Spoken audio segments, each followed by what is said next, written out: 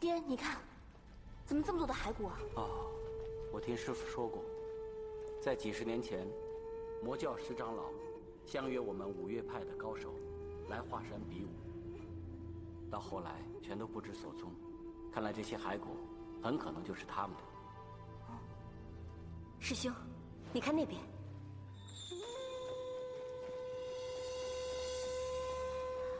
哦，师兄，这上面刻的全都是五岳派的剑法。不错。只是这上面的华山剑法，比师傅教我们的要精妙得多。看来这都是我们华山派失传已久的剑法。而且其他4派的剑法也比现存的剑法精妙了许多。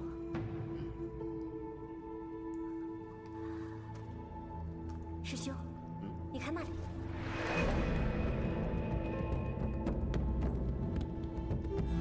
要破五岳派的剑法，谈何容易？莫非他们真的破了五岳派的剑法？真是如此。我一直以为华山剑法独步江湖，没想到这个洞里所刻的剑法真的是出神入化，精妙绝伦呢。就算再绝妙的剑法，一样会被破解掉。看来真是人外有人，天外有天呢。灵山平之，今天的事情千万不能泄露出去，知道吗？知道。我们回去吧。啊，山儿，平之，你和灵山没什么吧？没什么呀。没事就好，回去吧。哎，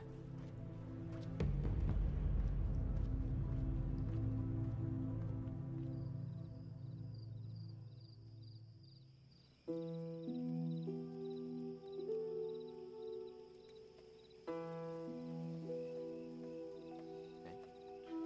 看灵山他。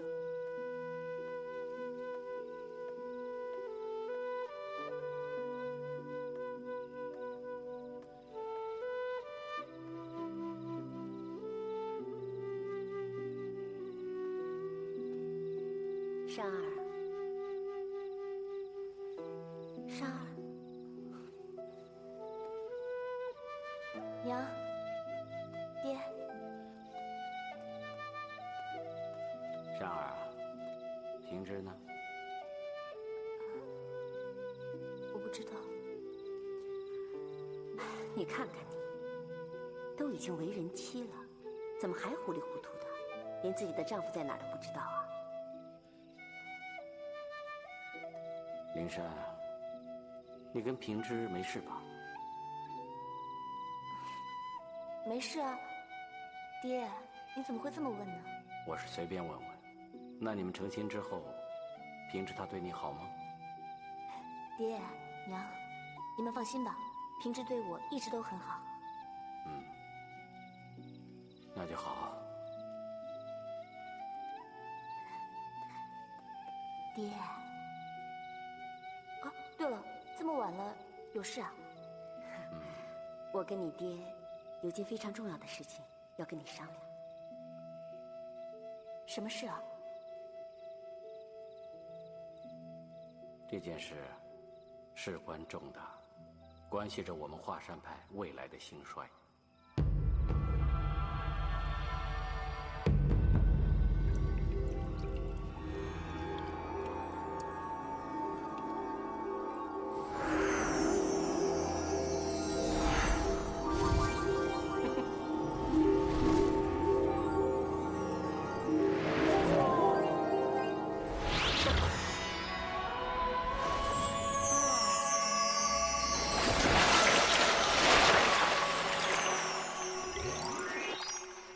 我美吗？原来采花大盗田伯光居然会怕跟我一起洗澡，不应该呀！切，田伯光当然不怕了。可我现在是出家人，不方便。你要走我就叫人说你对我不轨，我看你还能不能留在衡山派。哎呦，我的姑奶奶，我怎么惹你了？你别害我行不行？你想怎么样？姑奶奶，怎么都行，不要让我犯色戒，不要，不要。你以为你真的很帅？啊？你以为我很喜欢你？啊？我只是想拿你当借口上嵩山。啊？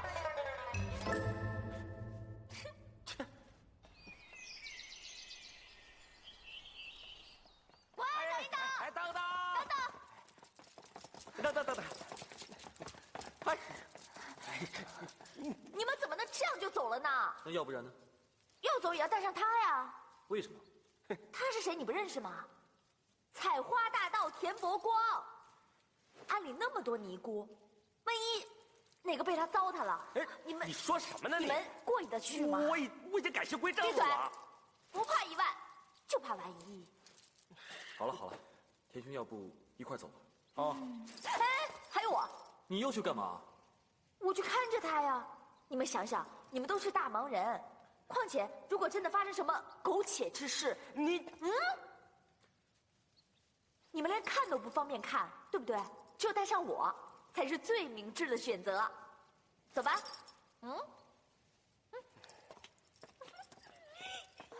掌门，这随便他们吧。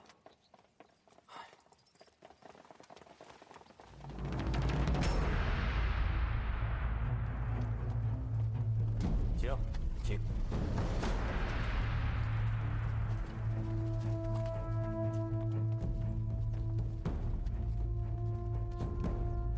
晚辈莲湖冲拜见嵩山左掌门。灵狐贤弟风采不减当日啊！贤弟英雄年少就能出任北岳衡山派掌门，真是可喜可贺呀！晚辈继承定义师太遗命，接掌衡山派。我一心只想替他报血海深仇。等到大仇一报之后，我自然会退位。啊，灵狐贤弟，五岳剑派向来是同气连枝的。如果今天以后咱们五岳归一的话，定义师太的血海深仇就不光是衡山派的事了，也是咱们五岳剑派的事。华山派掌门到！岳掌门，岳夫人，左掌门别来无恙。岳掌门，灵狐掌门，何必行此大礼呢？我岳某可担当不起啊。冲儿，听说你当了衡山派掌门。你小师妹和平之日前已成婚。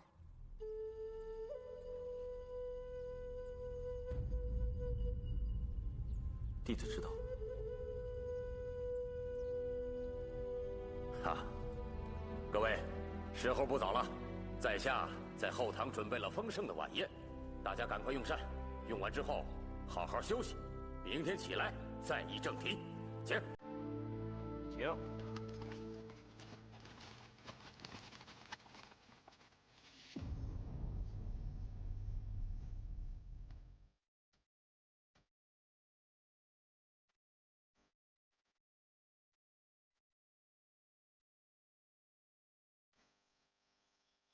这么晚了，还有兴趣出来赏月色啊？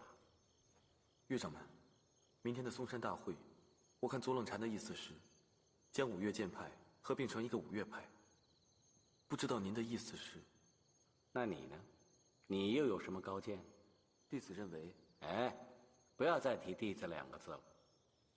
如果你对华山仍念有旧情的话，那么就……是。您老人家的吩咐，晚辈一定遵从。其实也没什么好吩咐的，有一件事情我一定要让你明白：我们武林中人是非黑白，你就一定要分清楚。你可别怪我跟你师娘心狠，将你逐出华山，是因为你犯了武林大忌。虽然你是我们一手抚养大，同时你又是华山派的大弟子，但当时我却不得不那么做。是，师父师娘的大恩大德，弟子粉身碎骨也无以为报。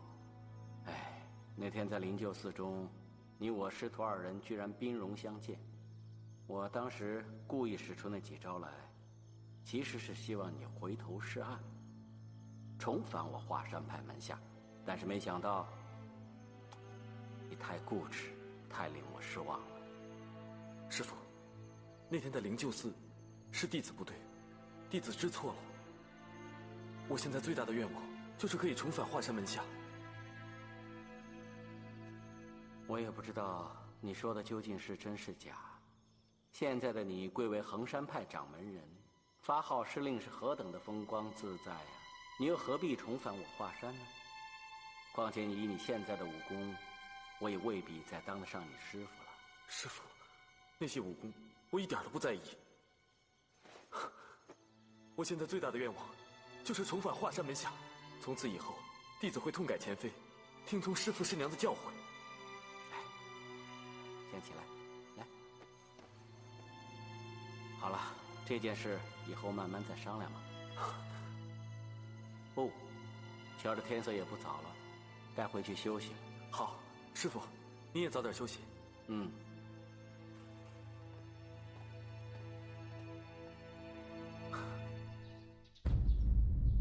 承蒙各位好朋友赏脸，驾临嵩山，在下感激不尽。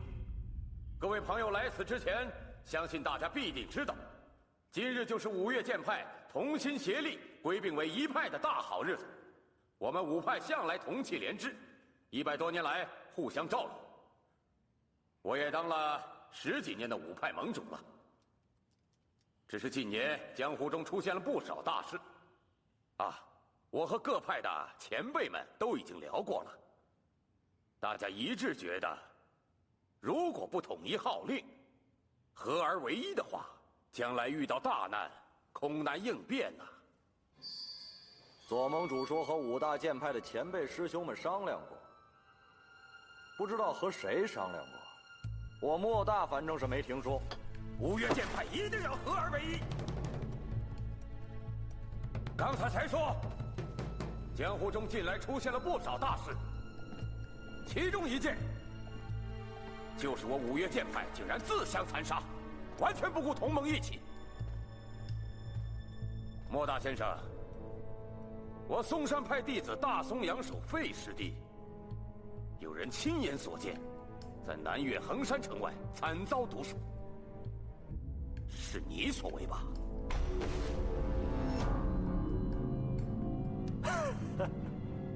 左盟主说笑了，以我莫大这点微末道行，如何杀得了嵩山派的大松阳守呢？若是光明正大的打斗，你莫大还真不是我费师弟的敌手。但是暗施毒手的话，以你南岳衡山千变万化的剑法，再高的高手也难免要遭其所害。莫大先生，我们仔细查看了我费师弟的伤口，发现伤口都被刻意处理的血肉模糊，但是下手的部位可是掩饰不了的。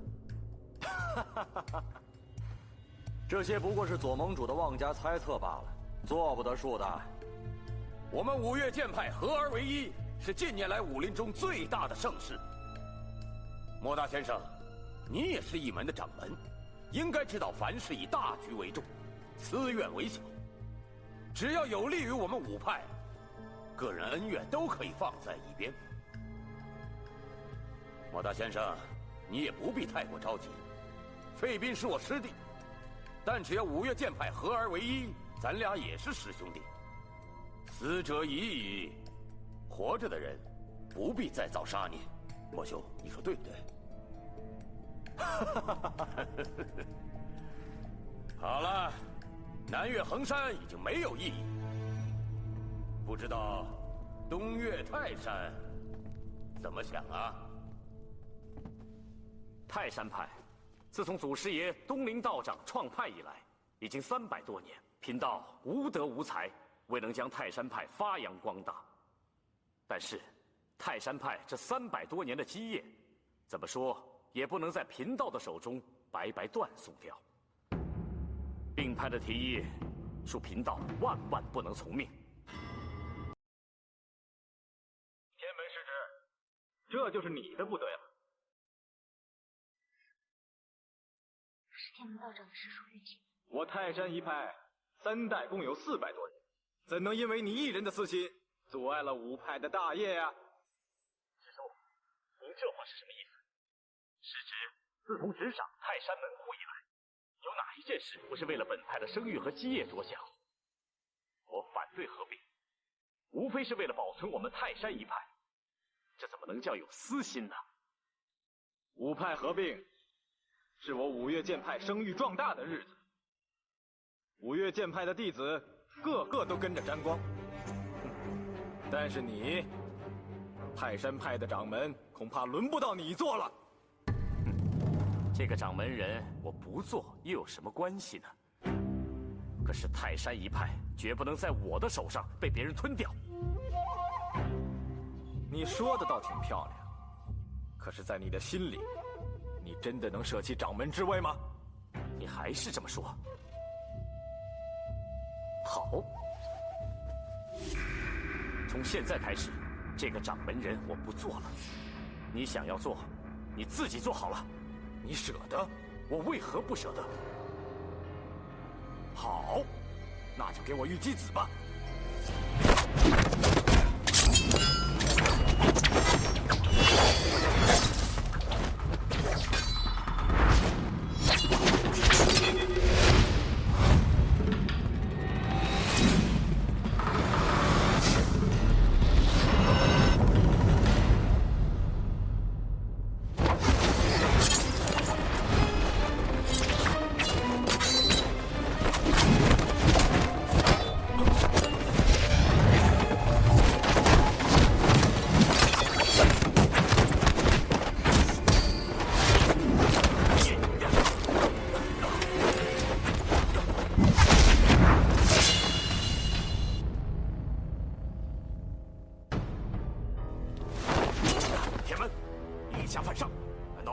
戒律了吗？你也亲眼看到刚才玉姬师叔所做的一切了。不错，我的确是亲眼看到你将掌门之位传给了玉姬师叔，退位让贤是件好事。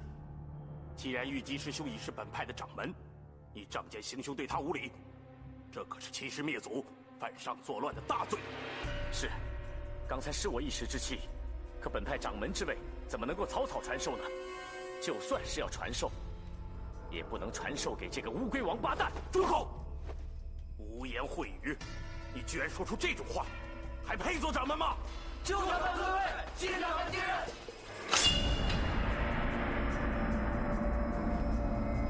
这就是东陵祖师爷留下的神兵。他的遗言说：“剑此铁剑，如见东陵。”我们是不是应该遵从他的遗愿？掌门说的对，掌门说的对。意图天门，犯上作乱，误属门规，应该将他擒拿发落。来人！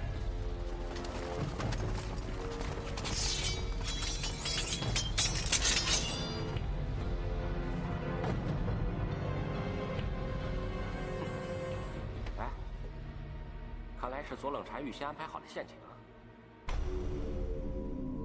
好，你们要打是吧？那就拼个你死我活！完了完了，这天门道人脾气暴躁，三言两语就着了玉姬子的道，他死定了。天门等人听令，本掌门令你们弃剑投降，难道你们要违背祖师爷的遗训吗？废话，你有什么资格做本派的掌门？泰山弟子听令，这件事情与你们毫无关系，只要你们弃剑归顺，本掌门一定既往不咎，否则严惩不贷。如果你敢在祖师爷的剑前立下重誓，发誓不会将祖师爷辛苦所创的泰山派淹没，我们拥护你做掌门人也没有问题。可是如果你将泰山派出卖给嵩山派，那你就是我们泰山派的千古罪人。就算你死了，也没有脸面去见祖师爷。天门失职，这五岳剑派就是连嵩山也一样要除名。五岳派的五岳也包括泰山派在内，这有何不妥？你们这群叛徒，一定是受了左冷禅的收买。你们大家听着，要杀我可以，要我归降嵩山派，就是万万不能。你不听本掌门铁剑的号令，小心死无葬身之地。各位忠于泰山派的兄弟听着，今日我们要死战到底，血溅苏山，死战到底，绝不投降。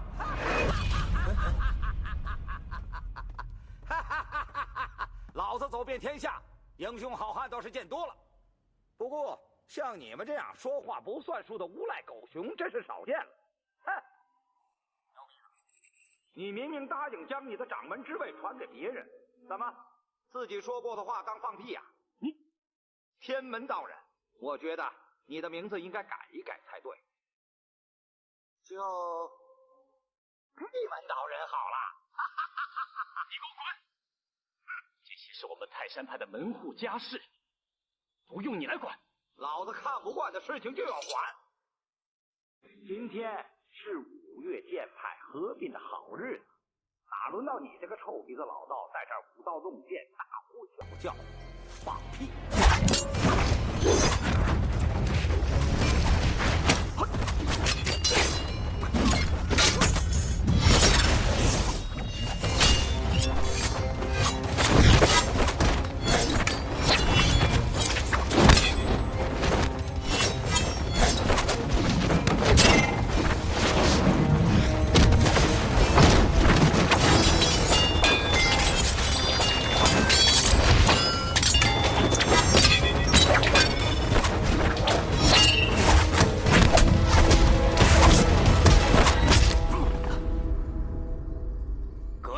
偷袭，并非英雄之辈，敢问阁下尊姓大名？哪个弟子再敢多说话，我就打你的师傅！你这狗贼，要杀便杀，不要侮辱我！你这个臭牛鼻子，这点侮辱都受不了了，还当什么掌门呢？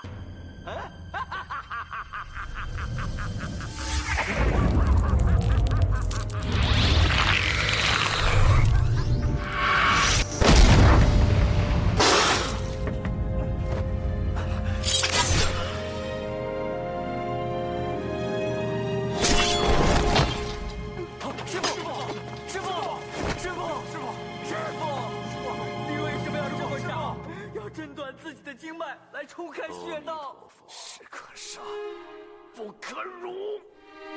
师傅，师傅，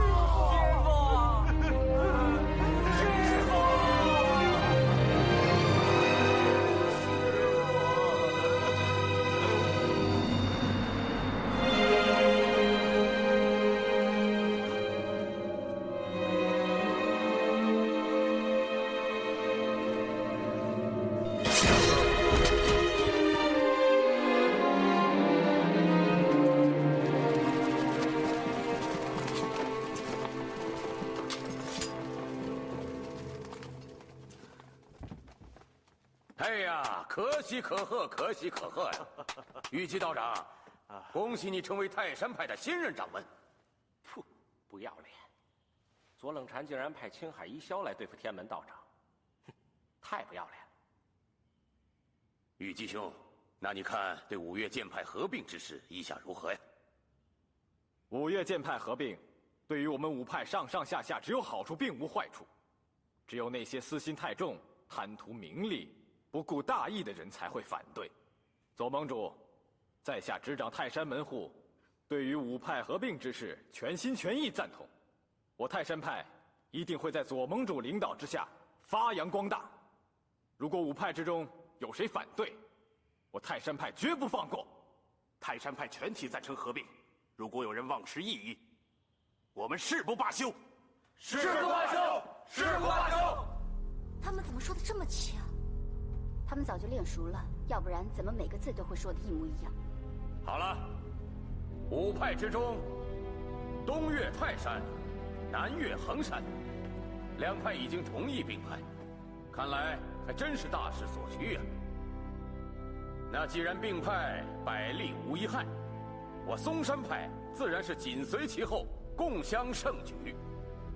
5派之中已经有3派同意了并派，不知北岳衡山意下如何？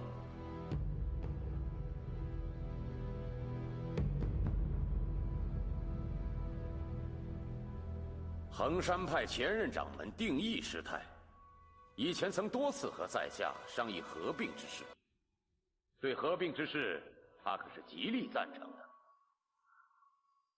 左掌门，这话说的可就不对。毕派前掌门在圆寂之前对合并之事是极力反对、痛心疾首的。现在他老人家已经逝世了，但是你以个人的意见强加在他身上，与理不合。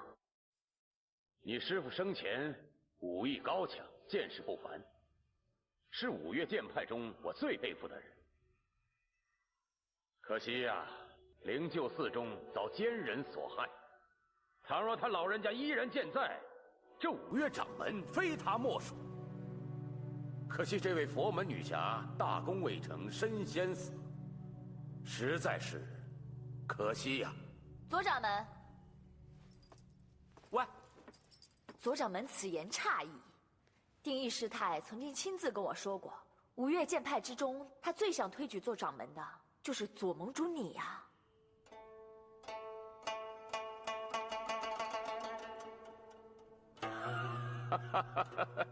姑娘实在是抬举了。哦，左某不才，怎么能跟老前辈相提并论呢？相去甚远，相去甚远。哎，不过还未请教姑娘尊姓大名啊？哦，失礼失礼，在下便是名震江湖的五仙教教主蓝凤凰。当然了，现在五仙教只有我一个人了，所以教主是我，教徒也是我。啊，久仰久仰。久仰？不知道你是久仰我武功高强，还是见识不凡呢？通通久仰。那你真是过奖了。说到武功啊，我蓝凤凰算什么呢？只不过比你左掌门高那么一点点而已。是吗？当然了，定义师太也是这么说的。定义师太还说了，如果五岳剑派一定要合并的话，那能够做掌门的人，应该就是左盟主你呀。不知道你意下如何？前辈虽然这么说，但是在下还是不敢当。你先别高兴得太早了。定义师太说了，您呢非常不错，是一位英雄人物。不过可惜他私心重，心胸窄。如果让他做了掌门，弟子们全都要受苦。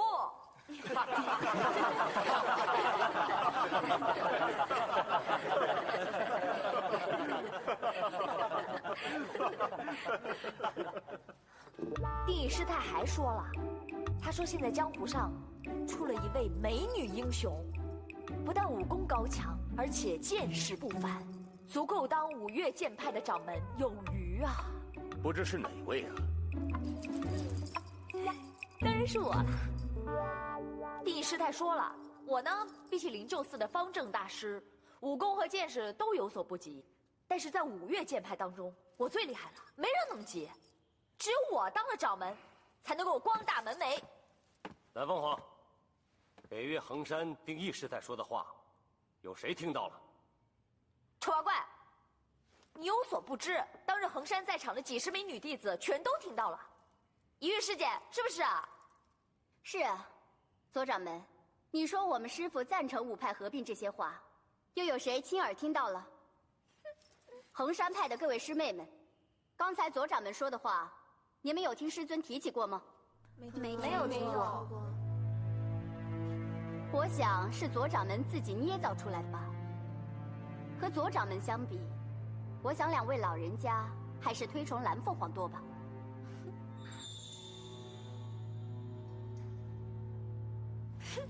对，大家都听到了，我蓝凤凰没骗你们吧？定义师太亲口跟我说，虽然五岳合而为一，但是泰山、华山、南岳衡山、北岳衡山还有嵩山，各处东南西北中很难真的合并在一起的。所以呢，特地请我分驻五山，每年呢在这儿住2个月，在那儿住2个月，然后再去你那儿住2个月。逍遥自在啊！岂有此理！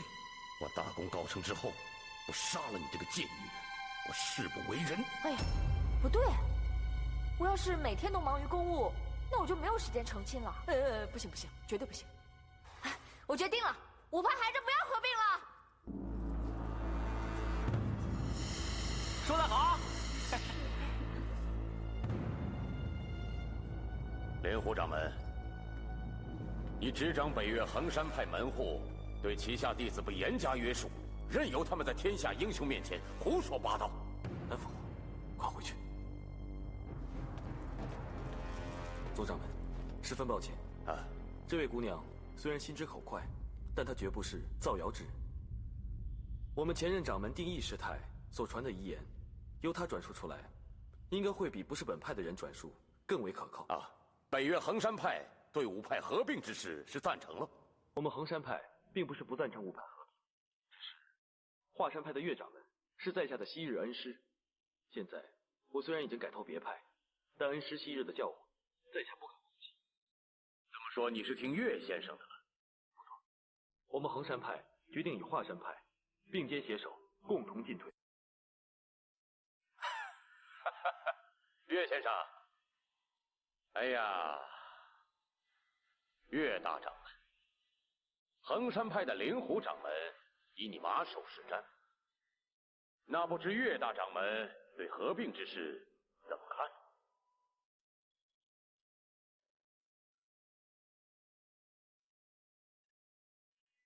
谢盟主垂询。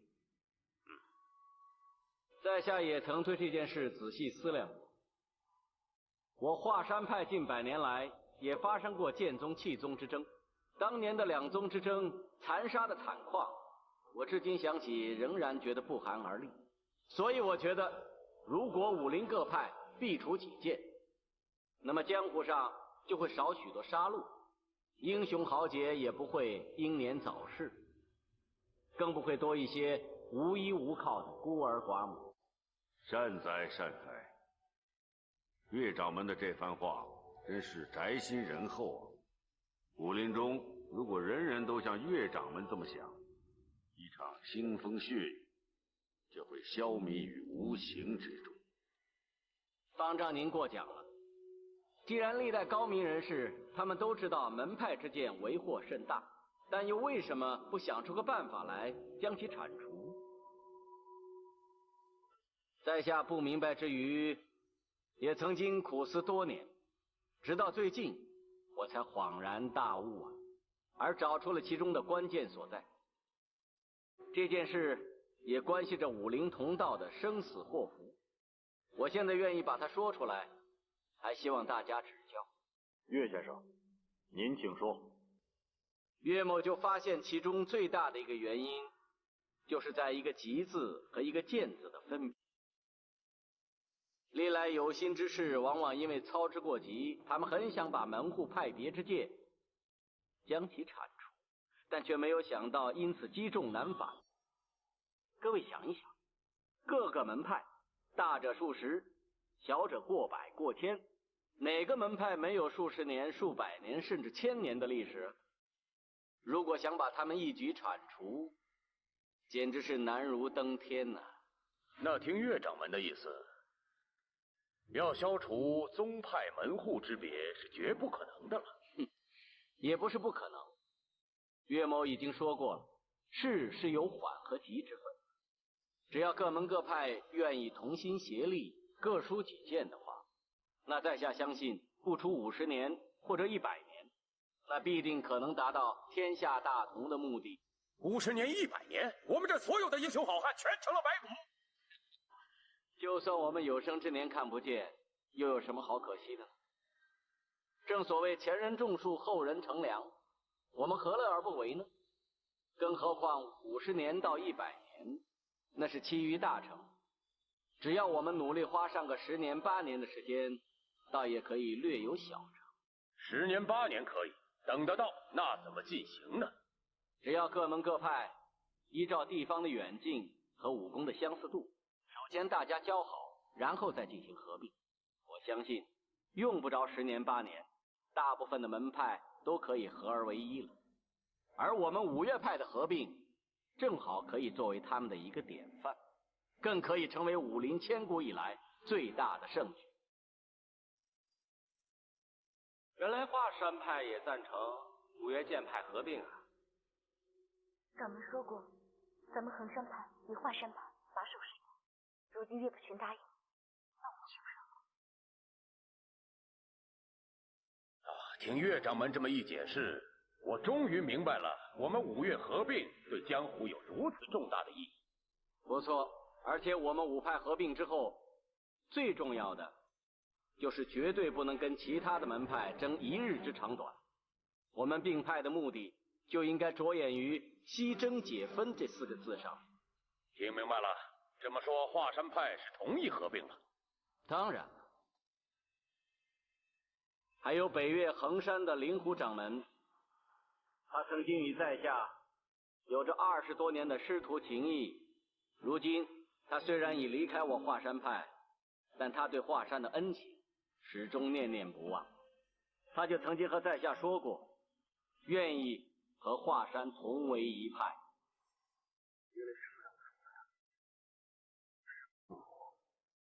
而是五派合并之后，我可以和师父师娘在一派之中。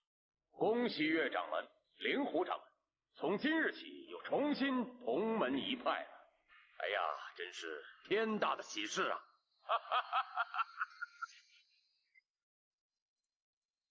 不妥不妥，这件事儿非常非常的不妥。想当初我们把衡山掌门让给令狐冲的时候，我们是有条件的，一定要给定静、定义2位师太报仇。现在大仇没报，怎么能合派呢？令狐冲，你要做不好这个掌门，不如让给我吧。哎，不行，你这个女人就别在这捣乱了，赶紧给我滚下山去！我怎么了？你真是太好笑了！你们嵩山派千方百计要把五派合并，现在衡山最大的美女英雄站在这儿，你就叫我滚下去？好，我这一滚，所有衡山派的大英雄、小英雄全都跟着我一起走，到时候你就剩下4派，搞4派合并吧。我们走。哎，有话好商量啊！莲湖掌门，咱们练武之人一诺千金，你答应我岳先生要听他建议的，怎么能一走了之呢？冲儿，你我2人情同父子，你师娘更加对你不薄，难道你不想言归于好吗？师父，我怎么会不想跟你言归于好？师父赞成五派合并，我也不敢抗命。只是2位师太的血海深仇，2位师太惨死，人人都觉得可惜。只是我五岳派今日刚刚成立，所以衡山派的事就是我岳某人的事，我一定集结5派之力，全力捉拿这个凶手。冲儿，你就放心吧，就算这个真凶是5派中最顶尖的人物，我也绝对不会放过他的。如果岳掌门肯出面主持大局，为衡山2位师尊报仇，那我们衡山派上上下下都会感激万分的。好，岳某就向各位保证，3年之内，我岳某人一定查出这个真凶。族长，我师父所说的诺言，你同意吗？啊，当然同意。好，既然如此的话，我们北岳衡山对5派的合并就毫无意义了。好极了，好极了，那咱们大家就先回座位吧。既然5派意见一致，那么从今日起，江湖上再没有5岳剑派，5岳剑派的门下弟子，通通成为新5岳派门下弟子。哎，算了算了算了，既然你们大家非要将5岳剑派硬塞成5岳派的话，那我蓝凤凰也只好顺理成章、信口开河，勉勉强强就答应了。不过谁做掌门呢？啊？谁呀？不会是我吧？是我也行，可以啊。哎，咱要点脸行吗？啊，谁说推举你做5岳派掌门人了？灵狐掌门，这个女人在这里捣乱，你都不加以管束一下吗？等等，你刚才叫她灵狐掌门，那你就是推举令狐冲当掌门人了？好，我同意。哎，不是，误会，我不是说推举令狐冲做掌门人啊。那你就是让我做掌门，可以。姑娘，你话太多了，一个人在这高谈阔论，视天下英雄为无物，能不能让大家发表下意见？行，当然行了。有话快说，有屁快放。哎，这女子在这胡说八道，啊！大家不要在意啊！每个人都大胆地发表下意见啊！你放屁！你才放屁呢！五岳剑派同气连枝，联手结盟，向来都是我们左掌门担任盟主。左盟主率领五岳剑派以来，声望日隆，所以五岳剑派合并顺理成章，还是应该由左盟主担任。嵩山兄弟，你的屁好臭啊！你说什么？五岳剑派合并呢，是推陈出新的盛举。那这个掌门人自然也要除旧更新，选一个新的嘛。我看从年龄最小的做起怎么样？哎，我就推举这位小尼姑做今日掌门人，大家说怎么样啊？五岳掌门推举应该由德才兼备的前辈来做，岂能轮流来做这么儿戏？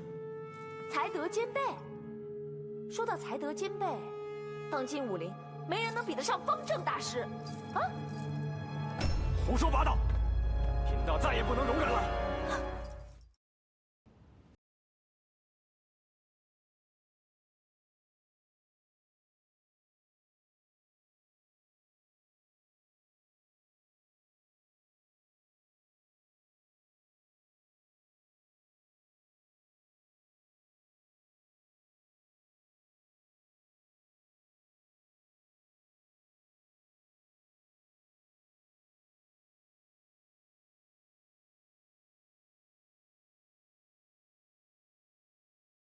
找谁做掌门，是关乎本派前途还有武林好祸福的大事情。小女子苦口婆心的，无非就是想找一个前辈高人做我们的掌门人嘛。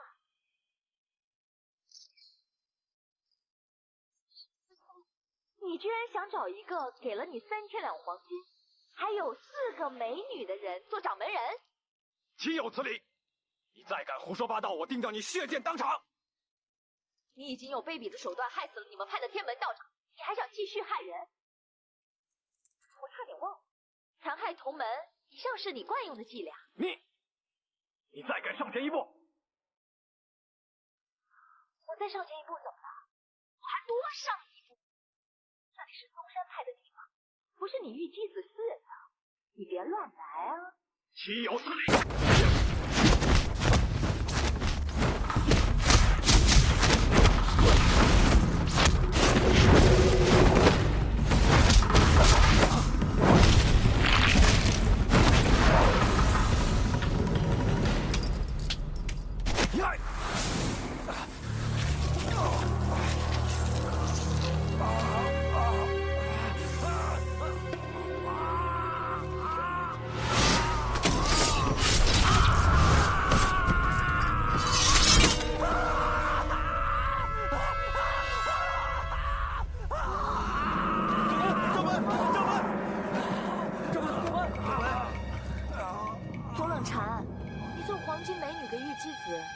是想让他推举你做掌门，你现在又把他双手给砍断了，你想杀人灭口！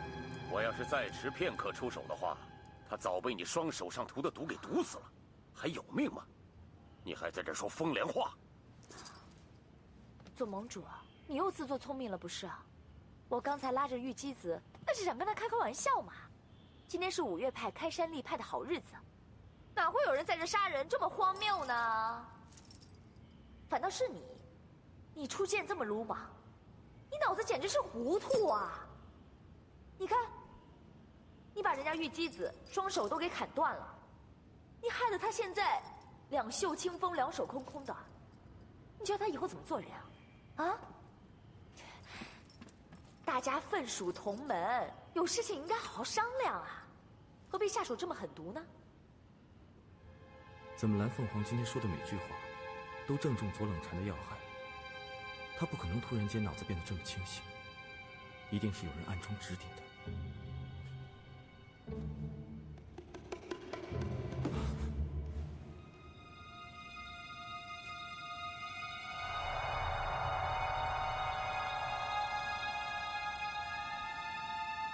左冷禅啊，左冷禅啊，你这个人不仁不义，不智不勇，不三不四，你凭什么做掌门？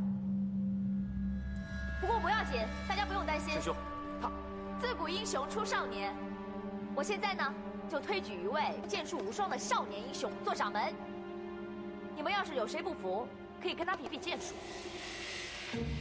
灵狐少侠，他现在是衡山派的掌门人。他和华山的岳先生呢，以前是师徒关系。他和南岳衡山的莫大先生呢，又是好朋友。哎，那至于泰山那帮道士呢，相信多半也不是蠢材吧，自然是拥护的多，反对的少。那现在5派之中，已经有3派都赞成了。5岳剑派，应该人人都用剑吧？那自然是谁的剑术高，就应该谁做掌门。我说的没错吧？左冷禅，你要是不服的话，可以跟令狐冲比比剑术，这就叫比剑夺帅。好啊！哎，来，比剑夺帅，比剑夺帅，比剑夺帅，比剑夺帅。明日左某准时在此恭候大驾。我倒要看看谁才能够技压群雄，夺取掌门。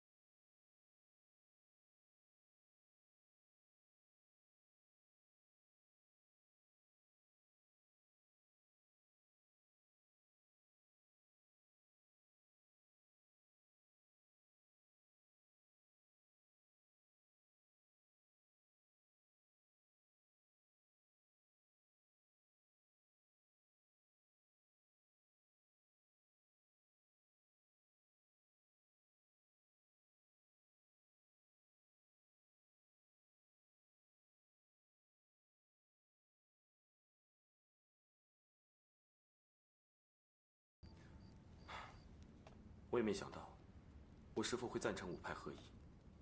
你师父就是利用你这个弱点，用昔日的师徒之情来打动你，让你对他没有戒心。其实岳不群比左冷禅更有心机，左冷禅只不过是个小人，而岳不群却是伪君子。你是说我师父他会利用我？我。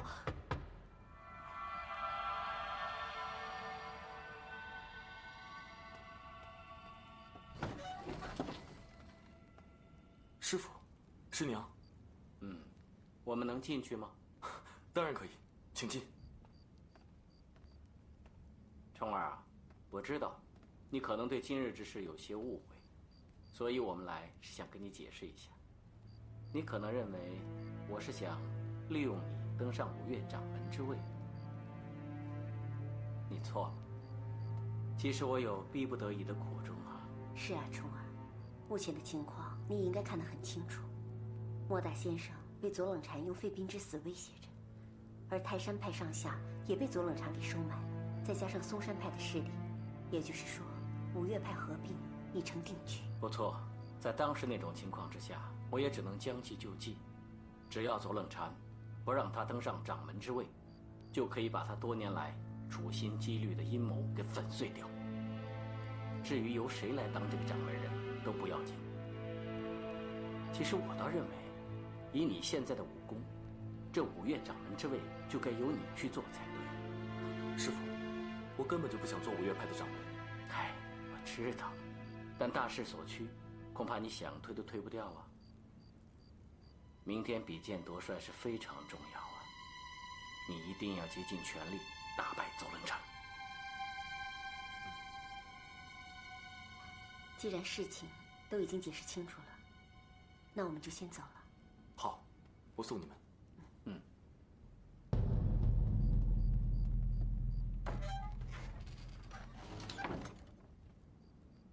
你相信他说的话吗？可是我师父说的都是事实。我不相信。莹莹，我知道你关心我，可是你也不需要那么多疑吧？那好吧，那你要答应我，明天全力以赴，坐上5岳派掌门。放心吧，我会的。各位，五派得以合并，有赖各位的鼎力支持。而掌门这一席位，大家也同意比武决定。不过，刀剑无眼，若是伤人性命，那就大伤同门义气。所以，该用什么样的规则，用什么样的方法进行，还望各位各抒己见。依在下愚见，不如就请灵鹫寺的方正大师、方生大师和青城余观主作为今日的见证，谁胜谁败，就由他们3个来做决定了。善哉善哉，只分高下，不决生死，那最好了。为了公平起见，每派只派1名代表，要不然不知要打到什么时候。左冷禅，那个什么玉姬子已经被那个不左不右的掌门人弄得变成残废可怜虫了，怎么比武啊？哎呦，什么？我忘了，还有双脚啊，可以用飞脚踢人。你这个幼女，好，害我师兄变成了残废，还敢说风凉话？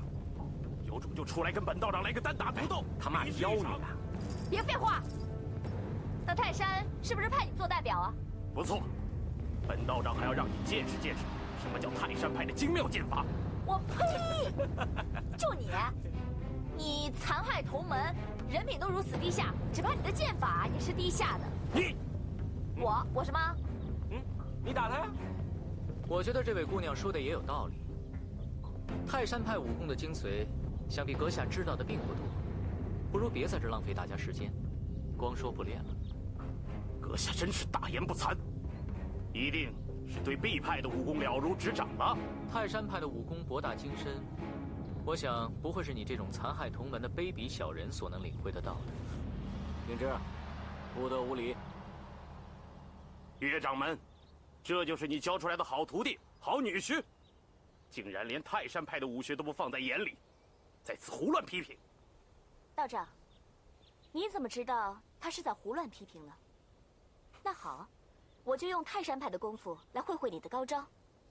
哼，贵派的武学，玉庆子一向十分佩服，但是想不到，这华山派的人，居然会用泰山派的剑法，啊！这我可是第一次听说。我爹要做五岳派的掌门人，自然要对每一派的武功都了如指掌，否则，就算是技压群雄，也不能算是真正的五岳派掌门呢。岳不群也想做五岳派掌门，那还用说？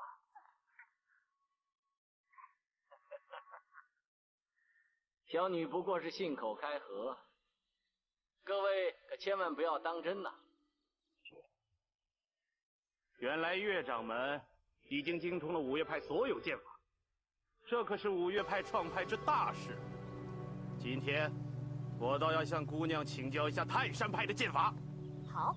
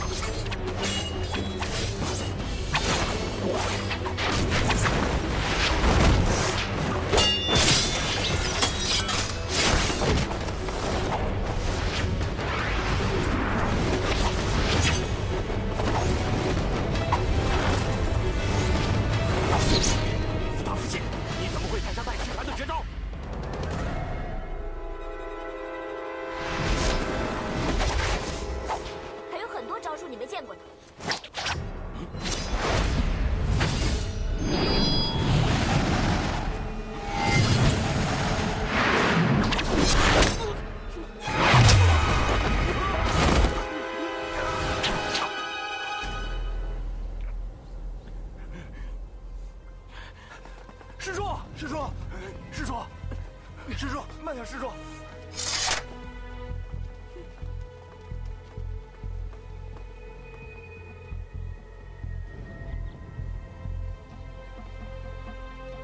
月姑娘使用的的确是泰山剑法，玉庆子道长，你输了。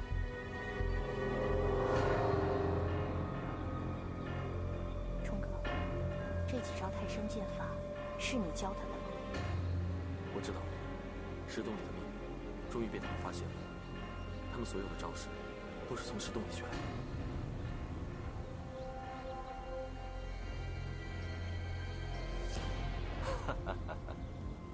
岳先生，您精通五岳剑派各派剑法，实在是武林中前所未有啊！莫大先生过奖，岳某真是愧不敢当。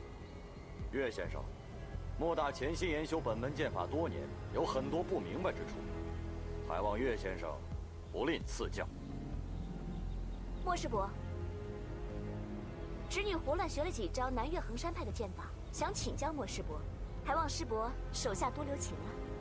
好，好，自古英雄出少年啊！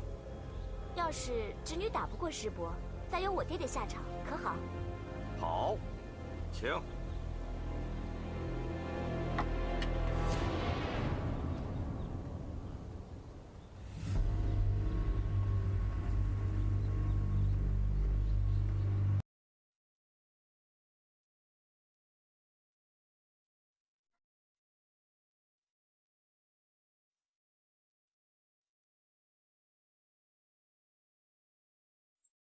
还望莫师伯承让。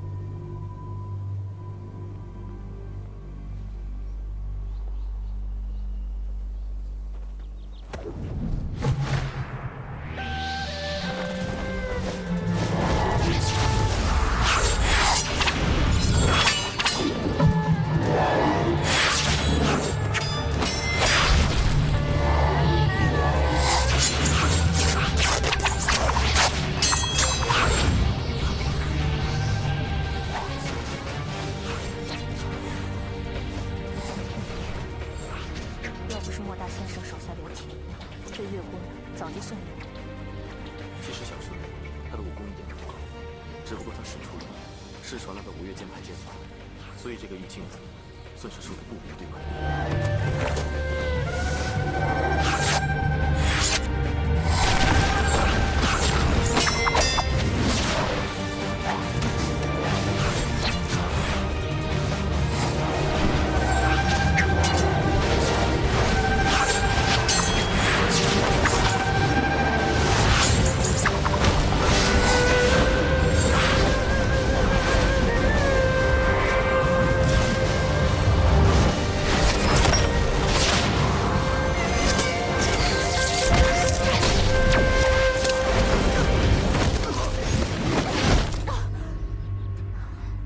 怎么会这样？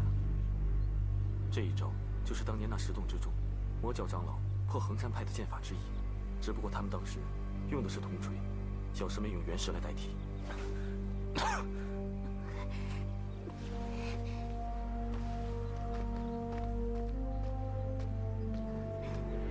爹，爹，人家莫师伯分明是让着你，居然敢将莫师伯打伤！莫师兄，小女不知轻重，将您打伤，还请莫师兄多多见谅。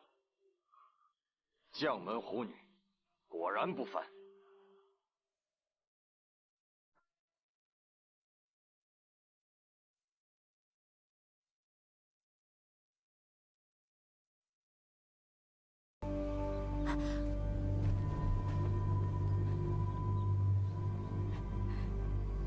月姑娘，我来领教你的衡山派剑法。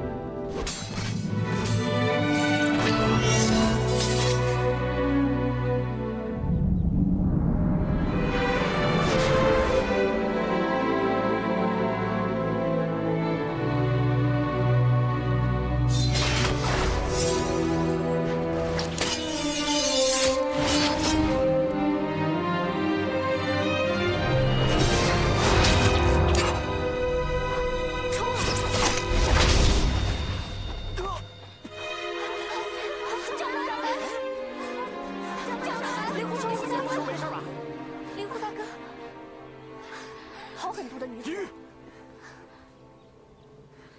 别说了，快点把她扶过去！啊，对，来，这样走。来，坐这。拿止血药。好。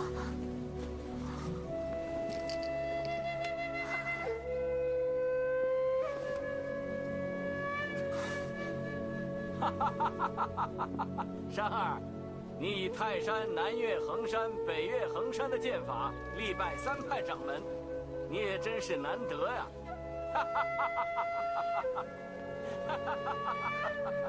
不知他性命如何，只要他能不死，我便。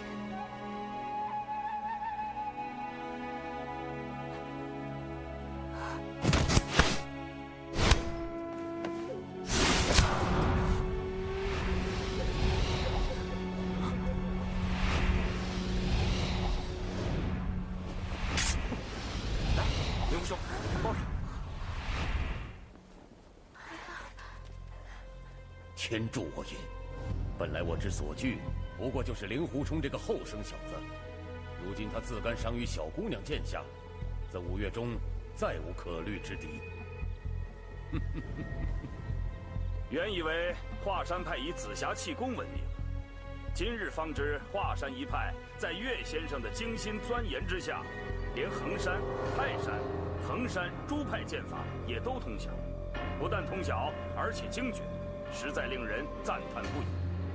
这5岳派掌门一席，只怕是要……岳姑娘以一身而能精通我5岳之4派剑法，实属稀奇可贵。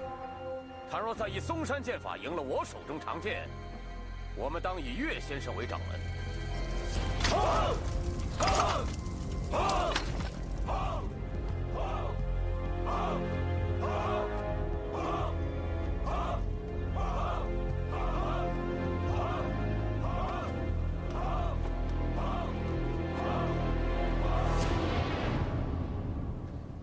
左师伯，我只出13招，13剑之内，倘若胜不得左师伯，那倘若你13招胜不了怎么办？侄女哪能是师伯的对手？只是我从爹爹那里只学了13招嵩山派的剑法，所以就想在左师伯面前印证印证。爹说这13招剑法博大精深，但是已经失传许久，想必左师伯也未曾见过，所以侄女就想将这13招在左师伯面前使一遍，也不知道能否如愿。哼，别说是13招，我要是让你使上3招，姓左的已然面目无光。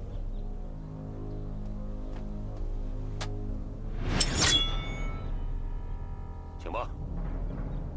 这是什么武功？爹爹可没教过。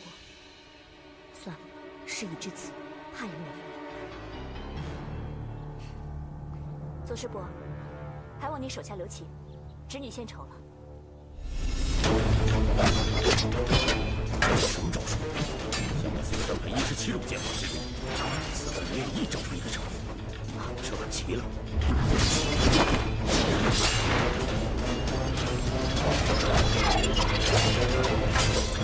嵩山剑法如此奇妙，过了此刻，日后只怕再没有机缘见到。伤了他很容易，这些剑法却再从何处得见？但我不容他继续使下去，又显得左某人奈何不了华山门下一个年轻女子，我脸面何存？左师兄，已经第13招了。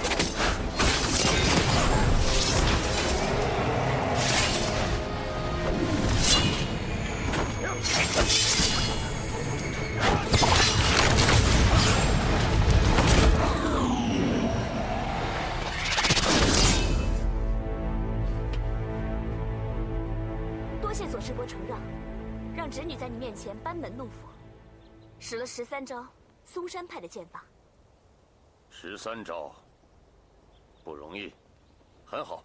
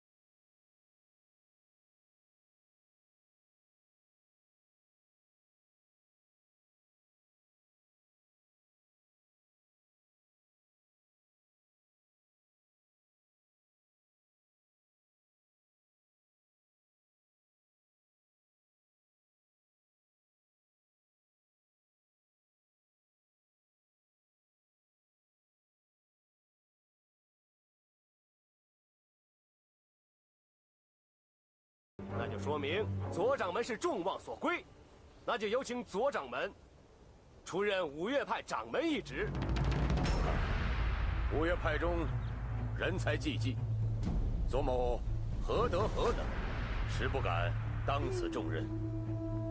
五岳派掌门一职位高任重，还请左掌门勉为其难，替我们五岳派众弟子造福。请掌门登台！请掌门登台！请掌门登台！请掌门登台！请掌门登台！请掌门登台！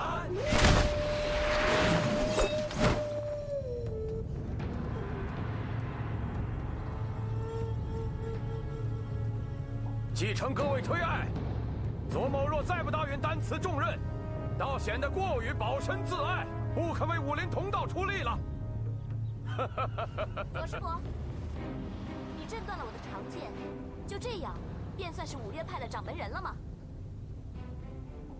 天下英雄在此，大伙说好了比剑夺帅。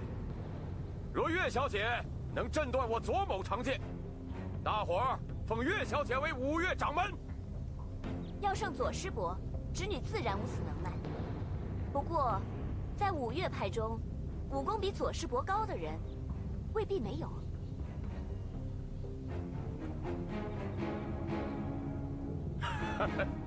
那么以岳小姐之见，在五岳派中剑法武功在左某之上的，是令尊呢，还是令堂呢，还是尊夫啊？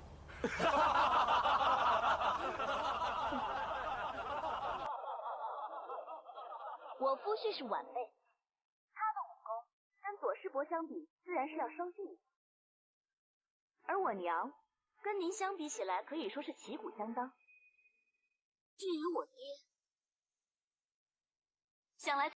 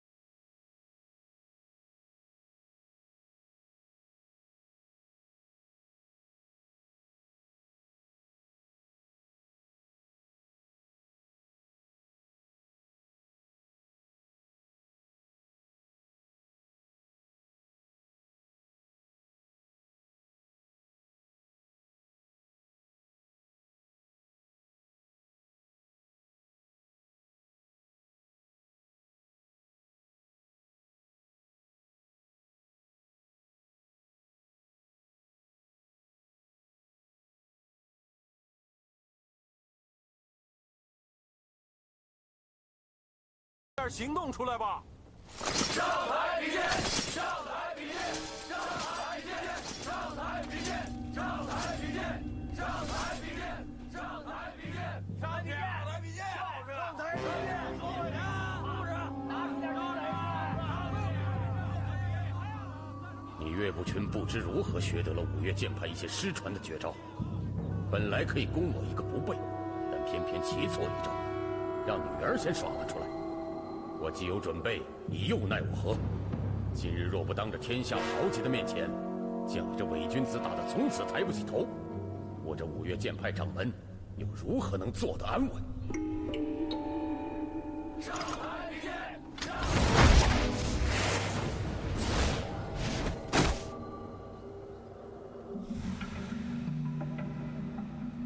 岳兄，天下英雄都想一睹岳兄风采，给个面子吧。既然左师兄都这么说了，岳某只有恭敬不如从命了。今日你我已分属同门，大家切磋武艺，点到为止，如何？兄弟，我自会小心，尽量不伤到岳兄就是了。刀剑无眼，刀剑无眼，刀剑无眼，刀剑无眼。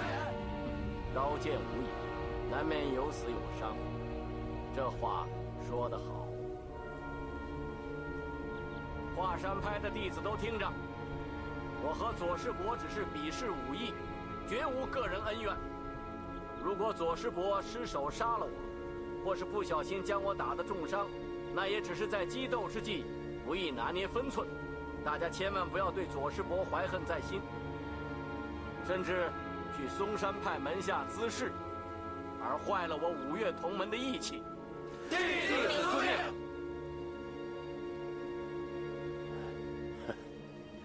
岳先生深明大义，以本派义气为重，那是最好不过。我们五派合一本来就是件十分艰难的大事，倘若因为你我论剑较技而伤了和气，让五岳派的同门大动干戈的话，这岂不是与我们并派的目的背道而驰了吗？好，很好。此人已心生怯意，我正好趁势将他一举制服。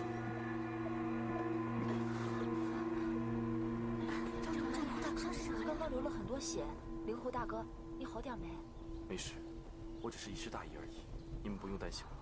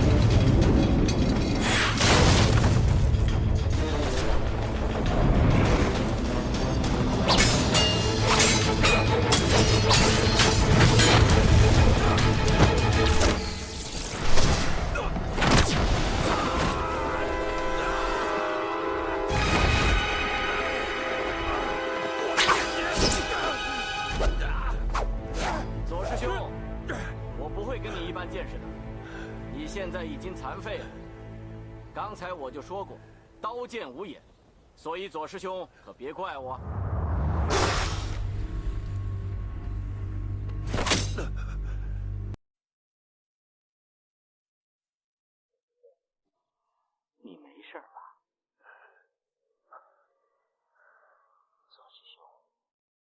辟邪剑法练得不错。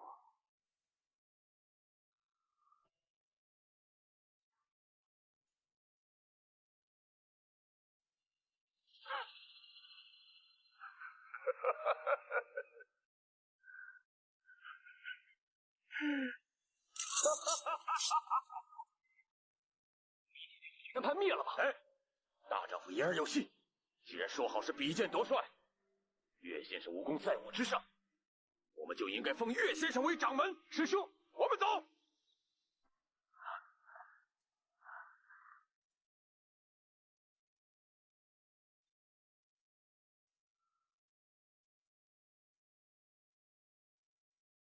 在下和左师兄比试武艺，原本大家说好点到为止，但是左师兄的武功实在太高了，在下在危急之际为求自保，因此失了分寸，而将左师兄的双眼打瞎。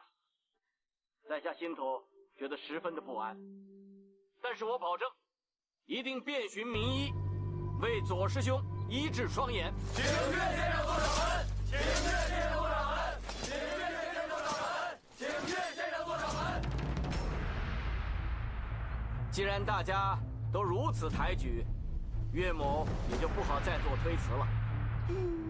我们五岳派今日刚刚成立，正所谓百废待举，岳某也只能是总领其事，所以南岳衡山方面就由莫大先生继续主持日常事务，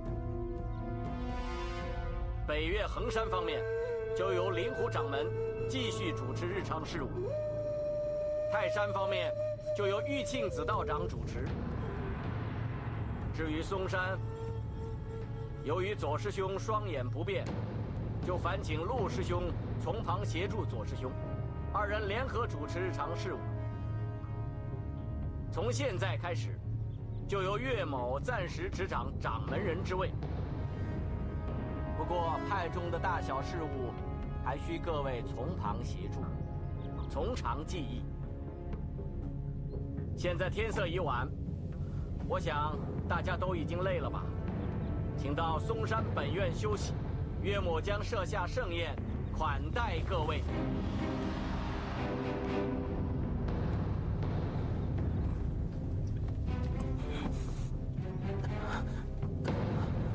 于沧海，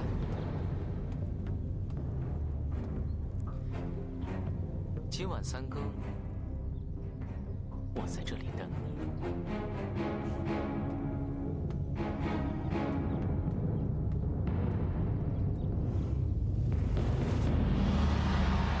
灵狐少侠，两位大师，晚辈有礼了。灵狐少侠，你伤势如何？伤势已无大碍，多谢两位大师关心。灵狐少侠，这是我们灵鹫寺的金创药，现在送给你，希望你早日康复。多谢方丈大师关心。本座明白少侠的心，既然事已至此，少侠无需自责。灵狐少侠，所谓人心难测，害人之心虽然不可有，但是防人之心不可无。以后你要小心一点。伪君子往往比真小人还要可怕。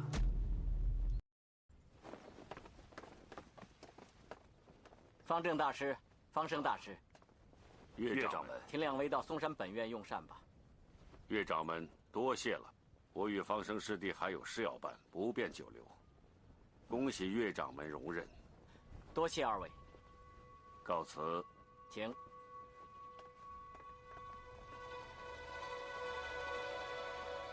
冲儿，你的伤没事吧？放心吧，师娘，没事的。不如你就留在嵩山本院疗伤吧，这样也可以给你师娘叙叙旧啊。师父，我想回衡山养伤，等我的伤好了之后，再去拜会师父，还有师娘。那也好。你小师妹真是的，怎么出手还像以前那样不分轻重啊？冲儿，你回到衡山之后，可要好好的养伤哦。啊！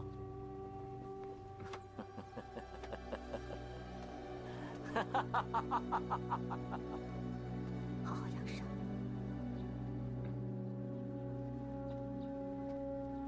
伪君子。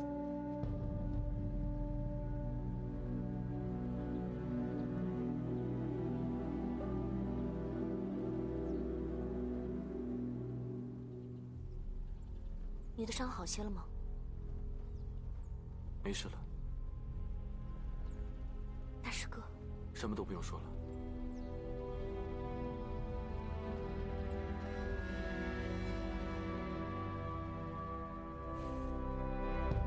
灵山，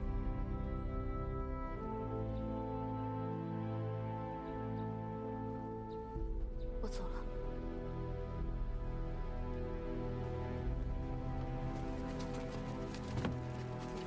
掌门，我们现在是马上下山，还是留在这里住宿？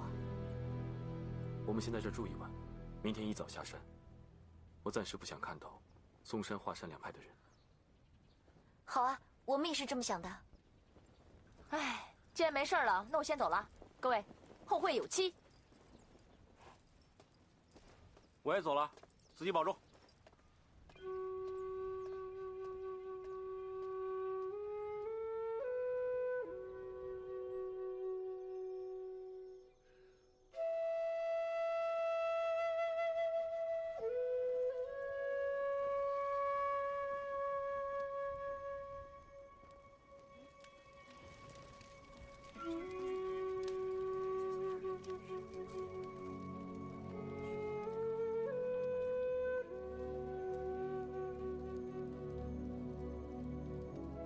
今天我看见岳不群用针刺下了左冷禅的双眼，我敢肯定，他就是杀死师傅的凶手。我也是这么想的。不行，我们还是赶紧告诉灵狐大哥，让他帮两位老人家报仇吧。先别急，一来掌门他伤势未好，二来他与岳不群怎么也有师徒之意啊。我担心他。你担心他为难是吧？这件事儿，过些日子再说吧。是谁？我乃五岳派掌门岳先生座下弟子林平之。林少侠，你深夜上风扇台，不知有何贵干？我约了人在这见面，请恕打扰。林平之。哦，原来你约了这么多人在这儿埋伏。你以为你想以多取胜，我会怕你吗？衡山派各位师姐今天晚上都在这里露宿，林某人真的是不知情。哼！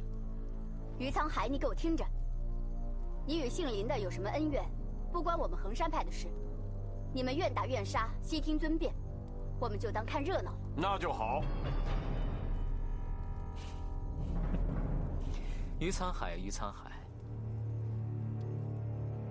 你给我听好了，在不久的将来，我会让你们青城派在整个江湖烟消云散。大言不惭！狗贼，你为了抢夺我们林家的辟邪剑谱，不惜杀了我爹娘，这笔债，我一定会让你血债血偿。好，好一个血债血偿！你杀了我的亲生儿子，这笔债我也要血债血偿。你别以为在岳不群的包庇之下，我就不敢杀你。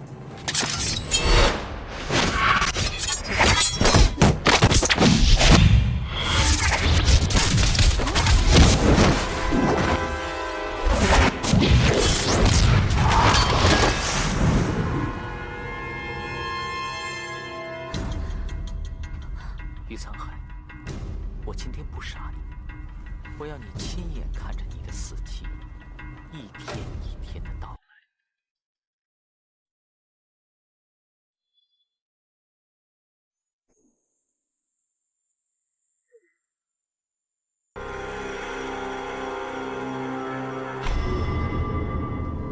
馒头来喽，请慢用。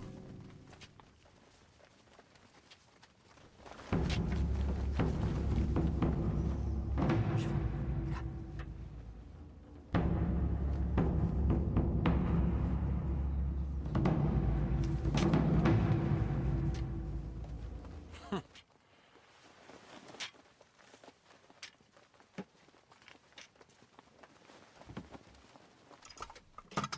几位客官，请问来点什么？给我们一些馒头，还有一些素菜。哎，好嘞。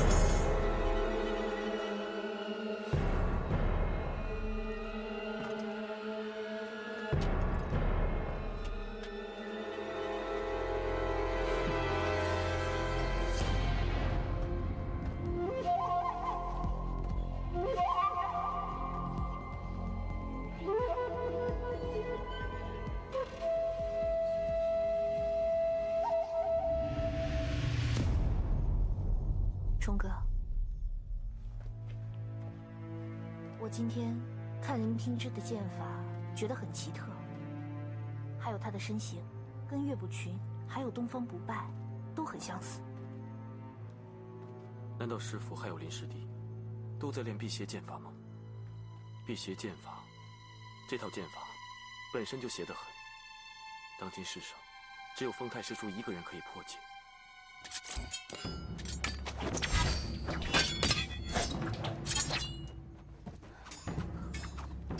这样，你们在这等着，依琳跟我去看看。哦，好。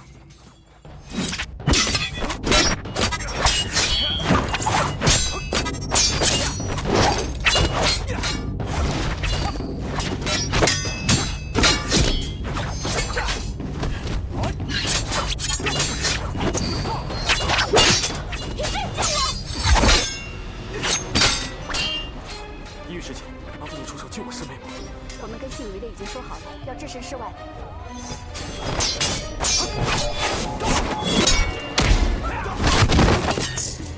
小师妹，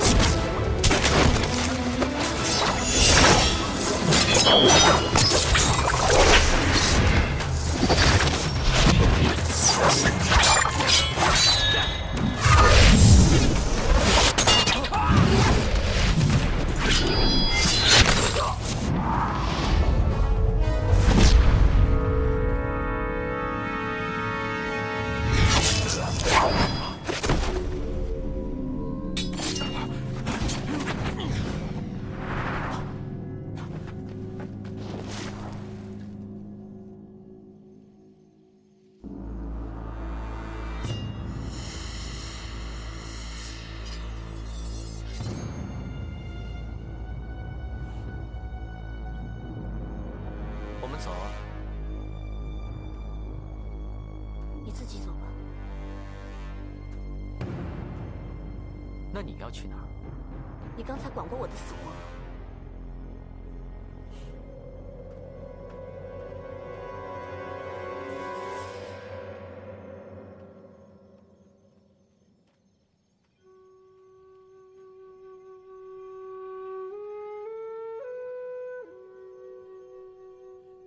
小师妹，你没事吧？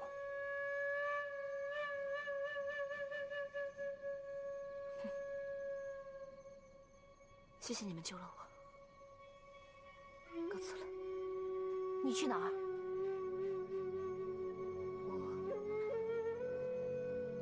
我去嵩山找我爹。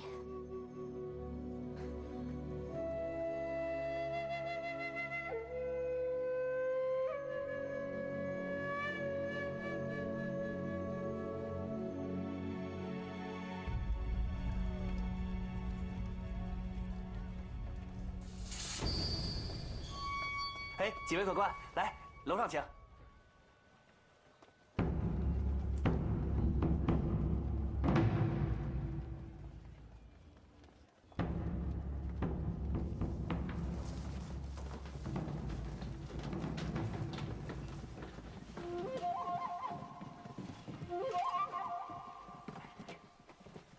请问几位客官要吃点什么呀？给我们来些素菜。好嘞。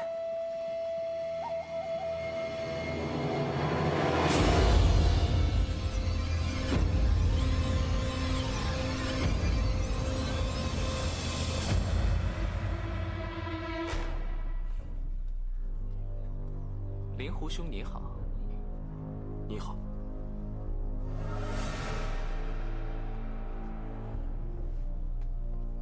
小二，哎，来了，请坐吧，客官。你这位灵师弟身上怎么涂了那么多香料？哎，好嘞，您稍等啊。你就是人豪啊！当日杀我全家的时候，你也在场。就算化成灰，我也认得你。老子就是于仁豪，那又怎么样？青城四少，英雄豪杰。不过依我看，你一点豪杰气概都没有。上面那位灵狐兄说，野猪狗熊，青城四兽。不过依我看呢，说是禽兽太抬举你们了，你们应该叫做禽兽不如。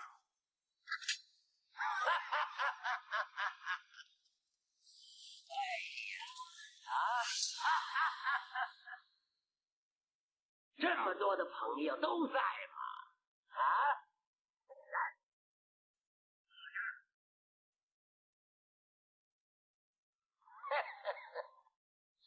林老弟，我帮你把夫人带来了，她刚才迷了路，幸好遇上了我。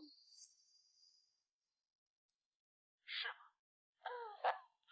所谓知恩图报，我帮了你这么大的忙，林老弟，你怎么报答我呀？你希望我怎么报答？很简单啊，对林老弟而言，那只不过是举手之劳啊！啊，我只是想借你林家的辟邪剑谱看上一眼，看完了立刻就还给你。这位青城派的于观主也很想看我们林家的辟邪剑谱，他就看到了。嗯，真的？恭喜了，于观主，你真的看过了吗？不错，在下的确从头到尾每一招每一式都看过。不过听说这辟邪剑谱被华山派的岳不群拿走了，你到底怎么看到的？我没见过那剑谱，不过我看到了用那套剑法的人。听说辟邪剑谱有真有假，林远图的后人就学了一套假的辟邪剑谱，那些个三脚猫的功夫，用起来简直是个笑话。不过你看到的是真的还是假的呀？这我就不知道真的假的了。枉你为一派宗主啊，怎么连真假都分不出来了？辟邪剑法真的假的，在下真的分不出来。不过穆大侠你见识高明，我想你应该分得出来。只要我看到，一定能分出来。好啊，你现在就睁大眼睛看好了。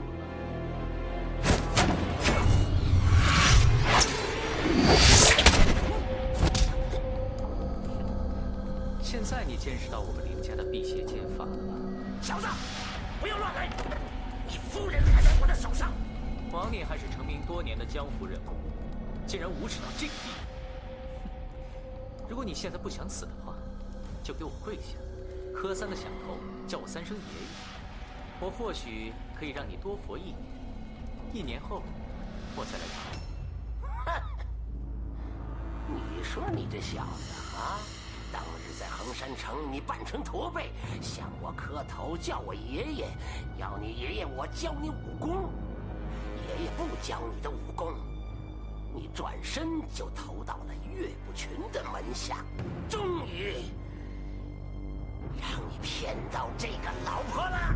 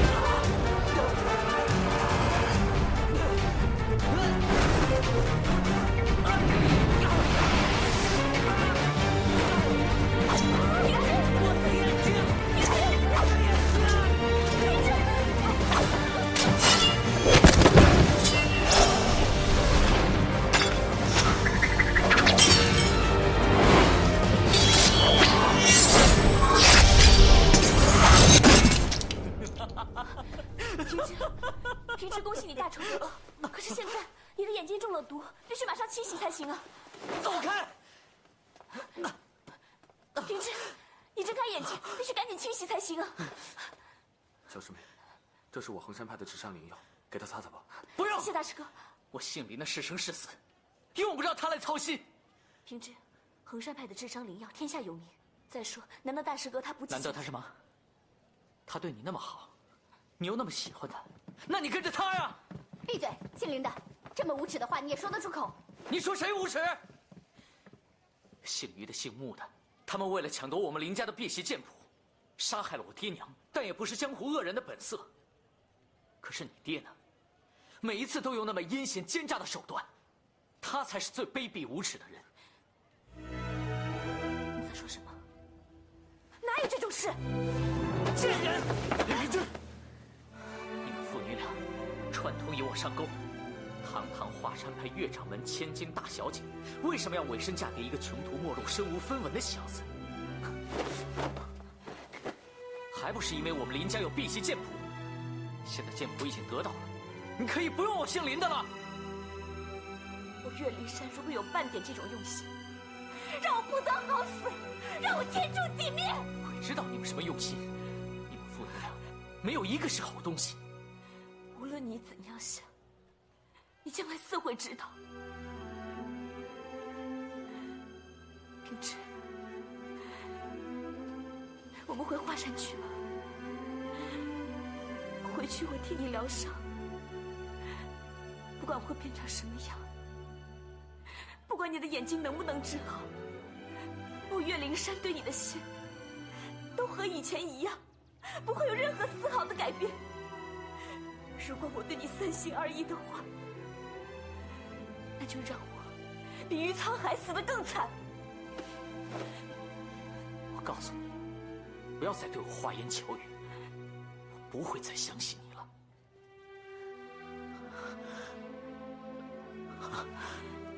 平之，我求求你，我们去看大夫好不好？陪我去看大夫好不好？平之。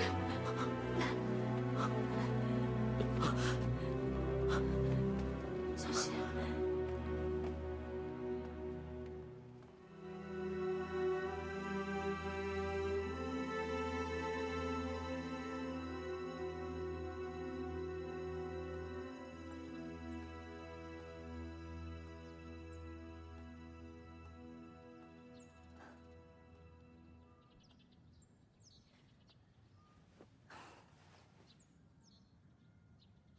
你在担心月姑娘？有很多事情，我怎么想也想不明白。你怕月姑娘被林平之欺负吗？他们夫妻俩之间的事情，哪轮得到我这个外人来管？那你是怕青城派去找他们麻烦？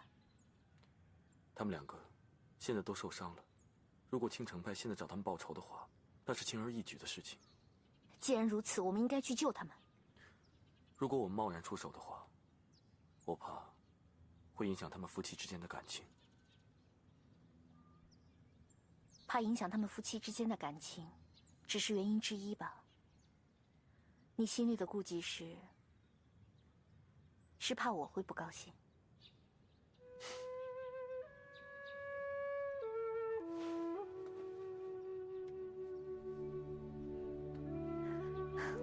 别这么想，我怎么会不高兴呢？这样吧，明天一早我们就赶路，跟在他们后面，暗中保护他们。如果他们有危险，我们马上出手相救，好吗？好。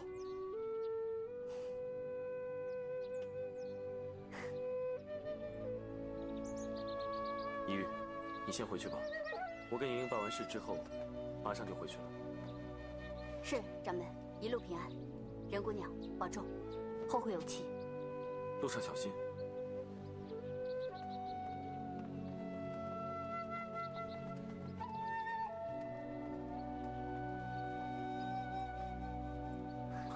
走吧。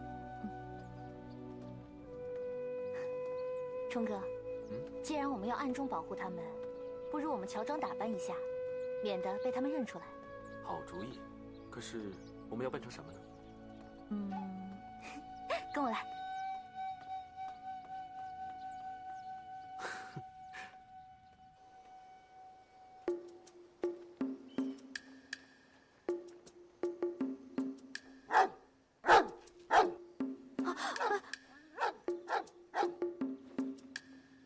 老爷，去外面看看，是不是黄鼠狼进来偷鸡了？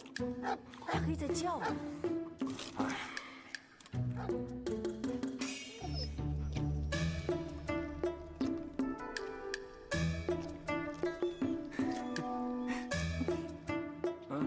这大黑也不叫了，没事儿。我是怕那黄鼠狼啊，像你年轻的时候一样，半夜三更的跑进我房间，还给我带块烧肉吃。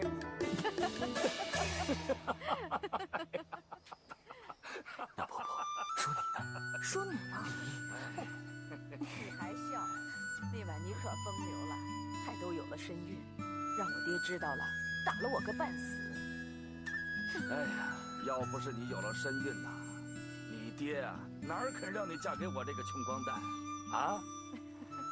哎，这一眨眼都10几年过去了，你看，这孩子都长那么大了，嘿嘿。哎呀，总算熬过来了。来，喝一杯。你喝吧。好。嘿嘿。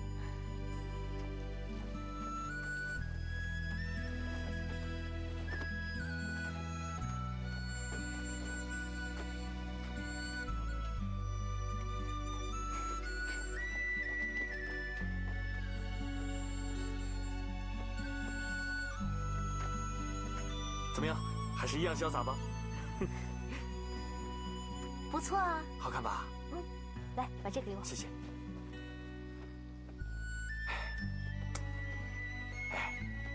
我觉得我们两个看来看去都不像一对兄妹。那像什么？我觉得吧，就像刚才那对老公公老婆婆一样，像一对真正的夫妻。你们黑木崖有没有养狗啊？干什么？没什么。以后我要是摸黑到黑木崖去找你的话，我就要带块肉去喂狗。没正气。莹莹，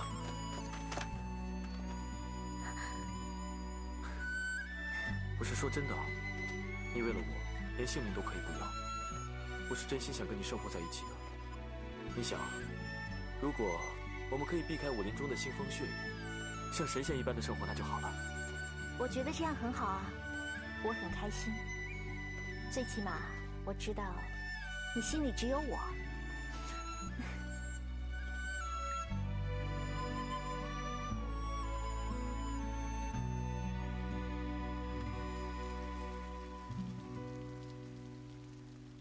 平之，喝口水吧。我姓林的对你们华山派已经没有任何利用价值。你走。我不知道，你为什么总是怀疑我爹？想谋夺你林家的辟邪剑谱。算来，当年你刚入华山派的时候，并没有什么辟邪剑谱。我们对你，怎么会是别有用心呢？我们林家的辟邪剑谱闻名于天下，当日于沧海穆高峰在我爹身上找不到，就来找我。